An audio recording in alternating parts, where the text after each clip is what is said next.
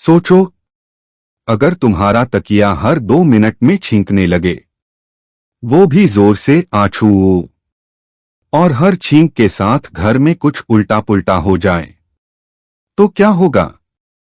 पिंटू के साथ जो हुआ, वो जानकर आप लोटपोट हो जाओगे।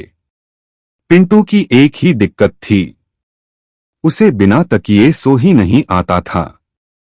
एक रात उसे बिस्तर के नीचे एक अजीब पुराना तकिया मिला। धूल हटाते ही तकिया बोला, छींक, ऐसी कि पूरा कमरा हिल जाए। पिंटू डर गया। क्या बकवास, तू छींक क्यों रहा है? तकिया बोला, अरे धूल लगी थी, क्या मैं इंसान नहीं? तकिया भी छींकता है। पिंटू, ओह भैया। तकिया, हाँ भैया, और मेरी छींक जादुई है। पिंटू ने तकिया सिर के नीचे रखा। तकिया फिर बोला, आछू, और उसी समय पिंटू का पंखा उल्टा घूमने लगा। लाइट टिमटिमाने लगी और खिड़की खुद खुलकर बोली, बाहर ठंड है, अंदर रहने दो। पिंटू चिल्लाया, ये सब क्या है? तकिया बोला, मेरी हर छींक से घर में हल्का फुल्का भूकंप आता है। अगली रात पिंटू सो रहा था।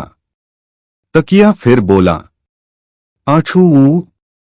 इस बार पिंटू हवा में छत तक उछल गया और धड़ाम से बेड के बाहर गिरा। उसकी मम्मी कमरे में दौड़कर आईं। क्या हुआ? तकिया धीरे से बोला, मैडम, छींक आ गई थी। मम्मी चिल्लाईं, अरे, तकिया बोल रहा है। तकिया बोला, हाँ, और आपकी हर रोज की अलार्म जैसी आवाज से मेरी नींद भी उड़ जाती है। मम्मी बेहोश।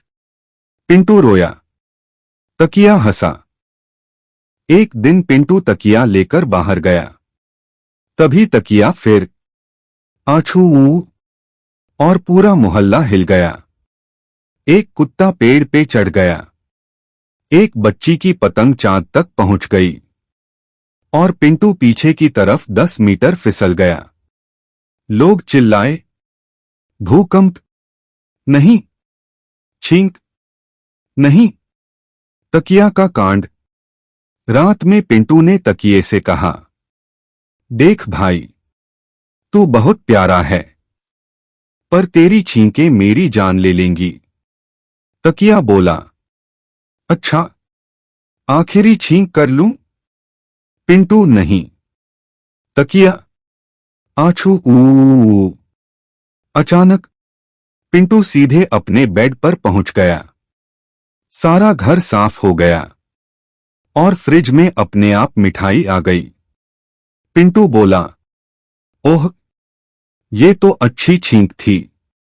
तकिया बोला, हाँ भाई, कभी कभी मैं काम की भी छींक देता हूं। और धीरे धीरे तकिया चमकने लगा और गायब हो गया, बस एक नोट छोड़कर, जब भी कमरा गंदा हो मुझे याद करना। मैं छींकूंगा और सब साफ हो जाएगा। पिंटू, वाह, जादुई झाड़ू किया।